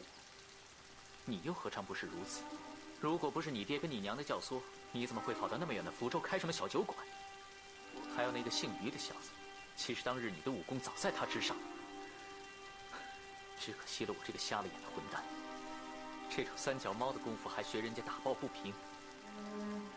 也不想一想，你爹娘把你视作心肝宝贝，他们怎么会舍得让自己的亲生女儿出来抛头露面，做一些提酒端壶、低三下四的动作？当年，爹只是要二师兄一个人去福州，是我自己太任性了，死活都要跟着去的。你爹管教徒弟甚严，如果他觉得不妥，即便你跪上3天3夜，他也不会允许。其实你爹是信不过你二师兄，让你过去暗中监视的。不管你信不信，在去福州之前，辟邪剑谱这4个字，我从来都没有听到过。爹只是说，大师哥他打伤了青城派的人，双方有所误会，而青城派又打算大举东进，可能会对我们华山派不利，所以爹才会派我和二师兄去监视他们。好，就算你说的这一切都是真的，你觉得有意义吗？你觉得我林平之到现在这个地步，你跟着我还会有幸福吗？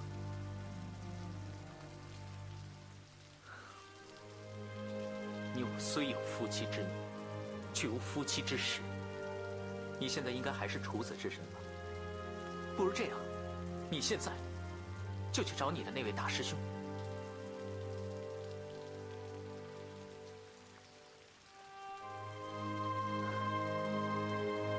平之，我对你的用心是怎么样的？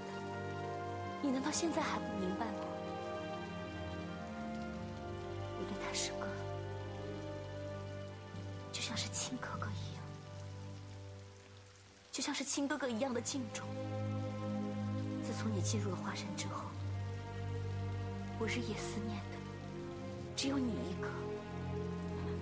我对你的心意是不会有任何改变的。不管你去哪儿，我都跟着你。你确定你说的是真的？真的。我将来变成什么样子，你确定都跟着我？不管你将来变成什么样子，我都跟着你。我早就打定好了主意，这一生一世都要跟你在一起。不管你的眼睛能不能治好，我都会陪在你的身边照顾你，直到我死，绝不后悔。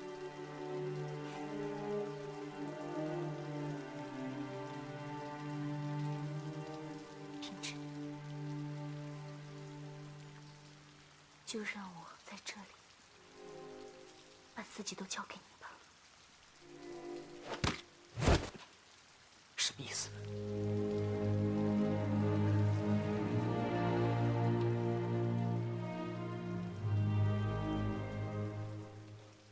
意思是，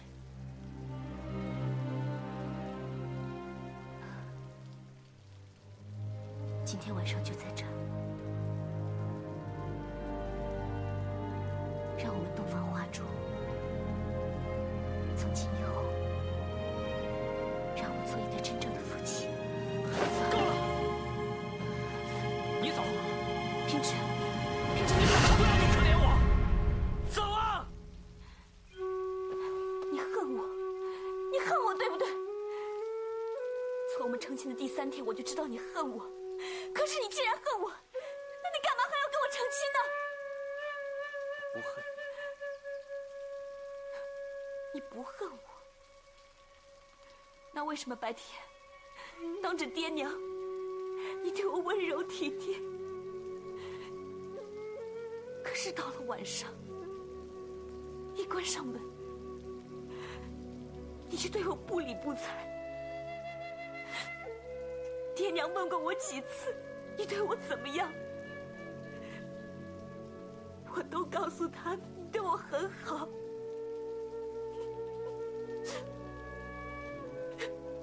我不恨你，但是我恨你爹。不过我要谢谢你，如果不是你帮我隐瞒的话，恐怕早在华山之上，我就会死在你爹的剑下。你在说什么？我爹他怎么可能会杀你？因为你根本就不了解你爹到底是一个什么样的人。实话告诉你，其实早在福州，那件袈裟就是你爹偷的。他回来以后还威胁我，让我和他一起栽赃嫁祸给大师兄。你也不想想看，令狐冲那种乱七八糟的剑法，怎么能和我们林家的辟邪剑法相比呢？林平之，你知不知道自己在说什么？我爹他怎么会是那样的人呢？我不想再听你说下去，我不想再听你说下去了。你不想听我就一定要说，我不想听，事情全部都告诉你，我要让你知道你爹是什么样子的人，我要让你知道什么是真正的辟邪剑法。你给我听清楚，我曾祖父林远图在做锦衣卫之前，他原本是一个和尚，这一点连我爹他自己都不清楚。他把辟邪剑谱抄到了一件袈裟上，而等到还俗之后，那件袈裟就被他藏在了家中的佛堂里，也就是现在向阳巷的故居。那么久远的事，你不可能知道。因为林远图已经把辟邪剑谱的来历清清楚楚地记在了袈裟上，他还千叮咛万嘱咐，说这种武功是一种极其阴险毒辣的武功，只要修炼它，就会绝子绝孙。起初我以为修炼的祸患会等到10年8年之后才会出现，可是见到了剑谱上面的招式，真是太吸引我了。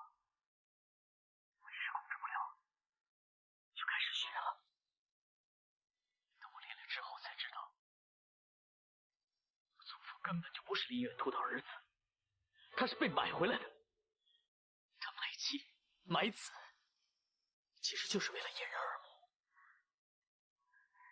掩人耳目？不错。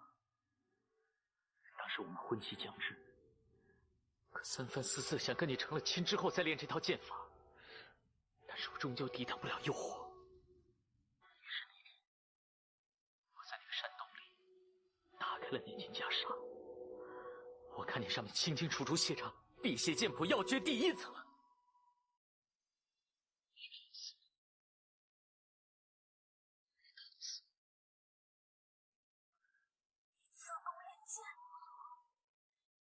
辟邪剑法是主练内功的心法，如果我不自宫的话，我就会走火入魔，就会欲火焚身，就会全身将瘫而死。远图公当年为了掩人耳目，假装娶妻生子，跟我成亲，也是为了掩人耳目。不错，不过我只是为了掩你爹一个人的耳目。你现在知晓了，是不是很恨我？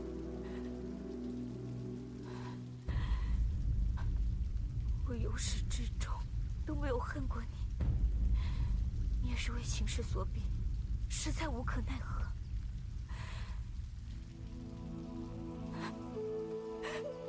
怎么说，我爹也和你一样，都回到自宫了。没错，你想想看，堂堂的武林掌门，竟然会挥刀自宫，如果传出去的话，岂不耻笑于江湖？现在你明白你爹是怎样的人了？现在你明白我林平之是怎样的处境了？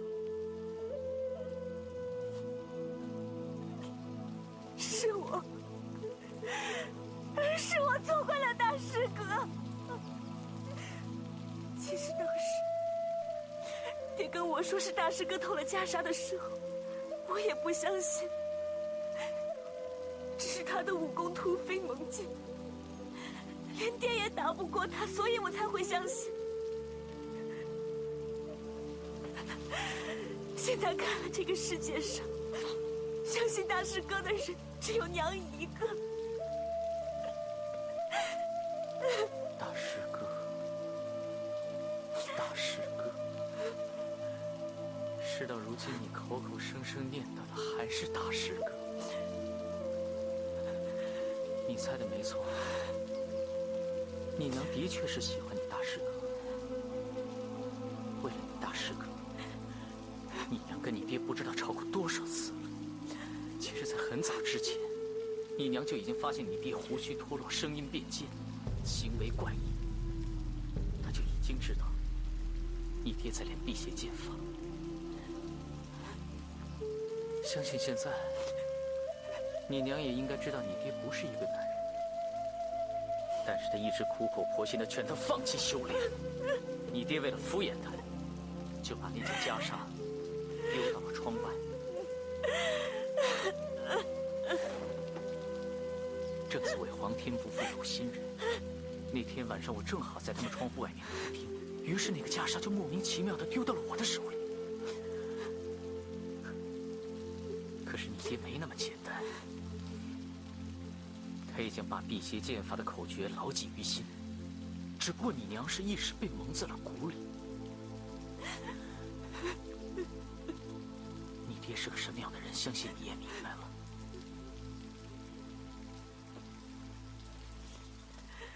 当日在风扇台，他跟左冷禅对决的时候，你爹跟左冷禅他们同时都使用了辟邪剑法。而左冷禅的辟邪剑法则是有形无实，如果不是他剑术底子好，早就被你爹一剑刺死。我怎么想也想不明白，左冷禅的辟邪剑法究竟是从哪儿学的？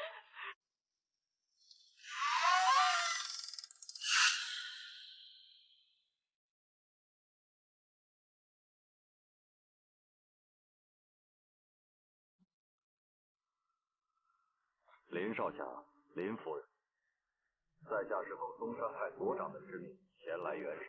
多谢阁下出手相救，不知阁下高姓大名？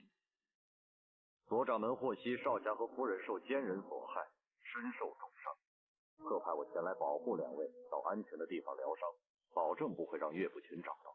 左掌门和阁下的好意，在下已经心领。而至于疗伤一事，在下自能料理，不必劳烦大家。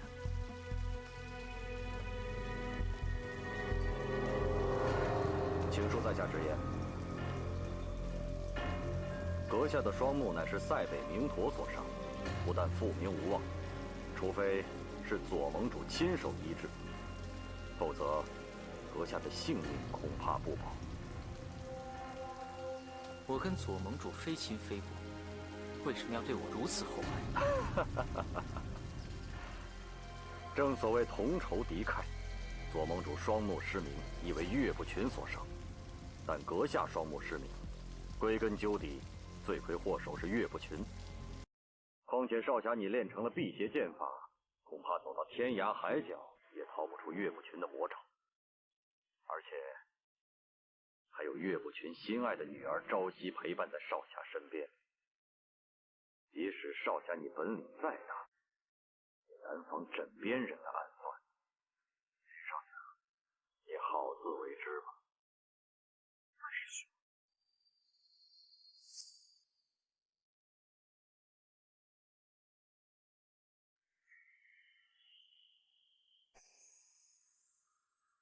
小师妹好眼。没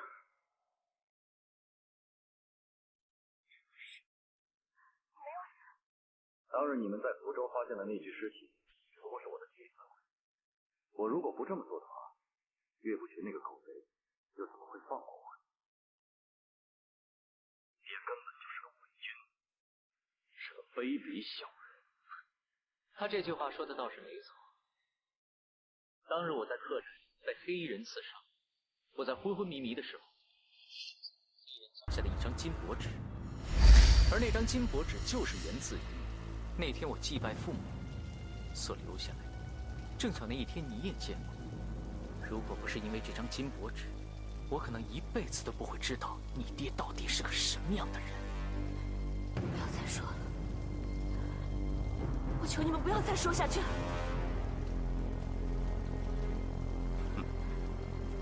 林师弟，当日若不是岳不群发现了我，追出去想杀人灭口，恐怕你真的要魂飞天外。如此说来，我倒是救了你一命。那我倒要谢谢劳师兄。也不知劳师兄是何时改投嵩山派？哼，林师弟，你误会了，不是改投，我原本就是嵩山派的弟子。左盟主是我的授业恩师，他让我改投华山派，只不过是要探查岳不群的武功和华山派的动静。